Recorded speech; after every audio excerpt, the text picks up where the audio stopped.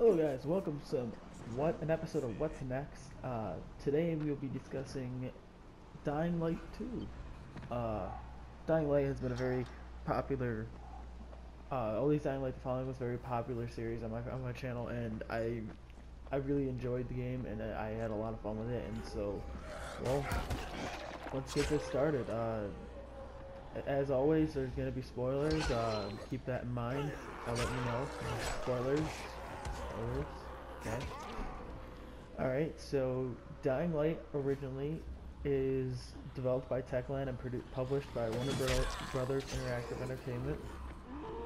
It is an open world first person survival horror game, and it was released for PC, PlayStation 4, Xbox One in January 27th, 2015. Alright.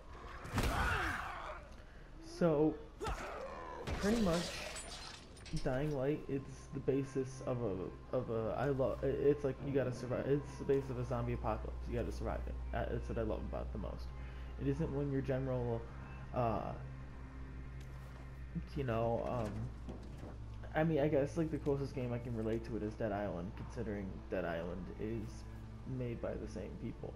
But I gotta say this game is really fun and it's interesting. It has a lot of good concepts to it that introduced a lot to the game. The parkour aspect made the game revolutionary. It made it so you have to run, hide. Not all zombies you can just run around and kill, like in Dead Island. There are zombies you need to fear, and zombies you need to kind of be scared of, and it brings the concept that you can't just go around killing everything. You gotta be kind of scared. And this is the one game I probably actually got scaring consistently. I played Outlast, and Outlast is good as Outlast was. Not a very good ending. Outlast wasn't the greatest of horror games because it had a few jump scares every now and then, but when I was playing Outlast, I became more focused on what to do what instead of actually being scared when I was supposed to. But this game I actually generally got scared playing, and I enjoyed that. That's the kind of game I kind of like. It's not meant to be that scary, but it is at the same time. That's what I love. There's the story, the good story that makes you draws me in, and I loved it. So I said earlier there are spoilers. Clearly the end is going to be the biggest spoiler here, probably in the release. At least at the end of the following, Kyle Crane is good. So we probably will not be seeing any more of him. I would just count him right out of the game. Unless they do a prequel of some sort, which they can't, because I don't think they can, at least because Kyle Crane is sort of there at the start of it all. Unless they do a prequel of how it all started, I like too. They could do that too, but I just feel like they won't be including Kyle Crane in any more games. Alright, so on to what the possibilities could be. So Dying Light has the possibility to go everywhere. It's currently based in Haran, which I believe is in Turkey. It's supposed to be in Turkey. It's supposed to resemble at least. Yeah, it's in Turkey. And you have to basically survive this apocalypse and get these people out at the same time. In the city, in the first part at least, you face zombies, and then the second part you actually face tougher zombies. The second map is actually a lot harder than the first, but it gives you better shit in the second map, so that's always good too. So Crane's dead, obviously at the very end of it all, but where could they go? The virus could get out, and the virus could actually spread. I mean, it got out of Haran, obviously, because in the following, it's on the countryside. So clearly the quarantine didn't work. So that means the virus got out, and you could see things all around Europe and Asia being infected by this stuff. And it would actually be really interesting to back even go to other places. One of the things I actually just thought of would be very cool to see is what if you had something like Pripyat, which Pripyat is the site of well, it's near Chernobyl, and the Chernobyl nuclear explosion, when it went off, or the nuclear meltdown, it made it so it was nuclear, and the area was radiated. So you have that. That is a cool possibility. You have radiated zombies, or mutated zombies in a sense, I guess, or you could have like a full out all-on war between not even not war. I don't know why I'm saying war.